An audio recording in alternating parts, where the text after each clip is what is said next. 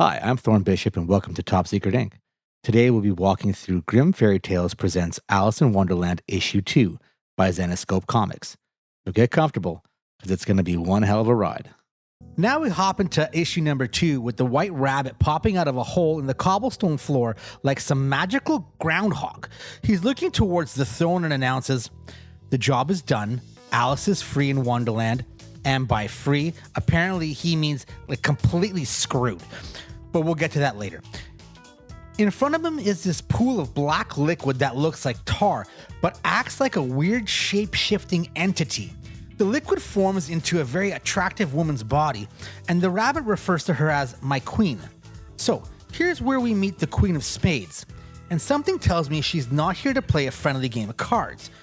We jump back to Alice, who's still standing in front of that monstrous walrus. From the end of the issue 1, this giant sea mammal looks down at her, get this, and politely asks how she would like to be prepared for lunch. Because apparently even cannibalistic walruses have manners in Wonderland. Prepared, Alice asks, probably hoping she misheard what he was talking about.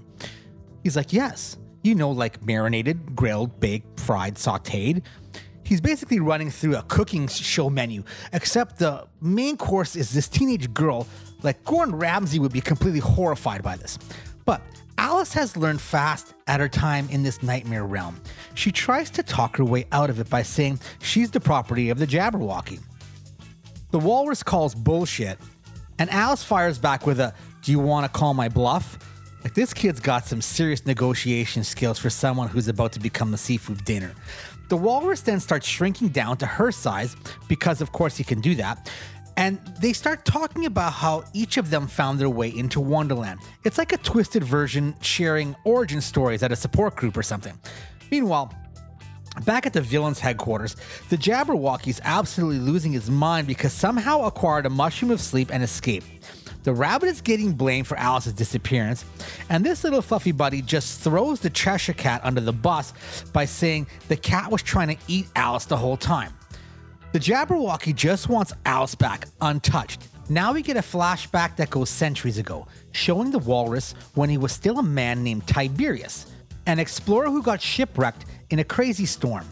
All his crewmates are dead, and Tiberius realizes he's stranded on this magical island with an excessive amount of animal life that he's never seen before. To make a long story short, a white rabbit appears and starts eating the remains of one of his former crewmates, because nothing says welcome to the magical island like cannibalistic bunnies. Tiberius chases this rabbit, hoping to find a meal, and ends up in a large pool of water with a rock in the center.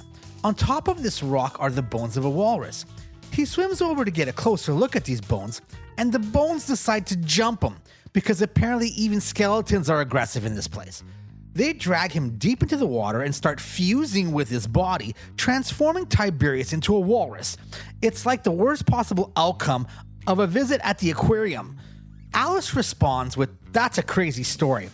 Hey, whatever happened to that rabbit?" Because she's got her priorities straight, always keeping track of potentially cannibalistic wildlife.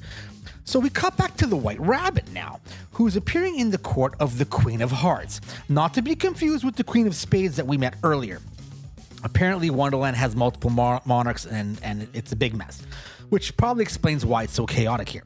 He informs to the queen that Alice is loose and to not be touched, and if anyone hurts her, the shit's gonna hit the fan. The rabbit then leaves and ends up at the house of the Mad Hatter, where they have a conversation about Alice. The rabbit asks for help from the Mad Hatter. We don't know what kind of help, because the Mad Hatter just smiles with this evil tooth grin, and I'm sure nothing good's gonna come out of it. Back with Alice, she's now sitting at the kitchen table in the walrus's house. They're having lunch together. The food looks mostly rotten and about as appetizing as a week-old roadkill. The walrus suddenly starts freaking out, telling Alice to find a hiding place because someone's coming. When the door opens, it's some Paul Bunyan-looking hipster dude covered in blood carrying a large sledgehammer. Apparently that must be the walrus's roommate, which raises many questions about Wonderland's housing situation. Regardless, Paul Bunyan is confused because there's a meal prepared for two, and he came home a few hours earlier than usual. He immediately thinks that something fishy is going on, and in the house of the walrus, that's probably true. Paul grabs a small hammer and clocks Tiberius right across the face with it, then grabs some rope, hog ties the walrus, and throws him into a walk-in fridge. Talk about like roommate disputes here. Suddenly there's a large bang in the kitchen. Alice has fallen out of the pantry, knocking over all the pots and pans like some kind of slapstick comedy routine. Paul Bunyan runs into the kitchen, finds a scantily clad Alice sprawled all over the floor. And he's like, well, who might you be? And why don't we get to know each other a little better? I only want to play. And by play, he clearly doesn't mean board games. He starts approaching Alice and she's not having any of it. She grabs Paul's sledgehammer resting on the wall and slabs it right into one of his kneecaps. Paul starts screaming in agony, but Alice isn't done with him yet. She grabs a pot of boiling hot soup from the stove and slams it right into his face. This girl's gone from polite little Alice to full-on action hero in record time. Fearing for her life, Alice opens the front door and beelines it off the property. Paul Bunyan starts hobbling along the ground trying to get Alice when he hears a voice. Little pig, let me in.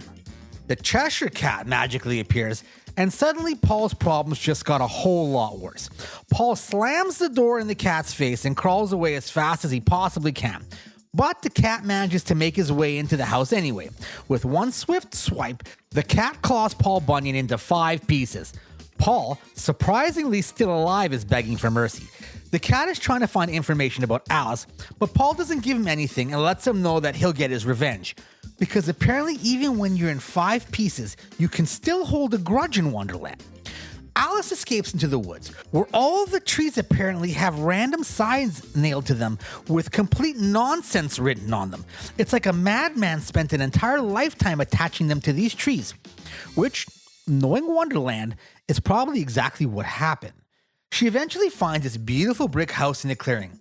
Finally, a place for her to hide and rest. I hope you enjoyed the walkthrough today, but here's the thing. You need to get your hands on the actual book. Hit up your local comic shop or grab it from an online vendor. Support these comic book companies because they're the real people busting their asses writing these insane stories.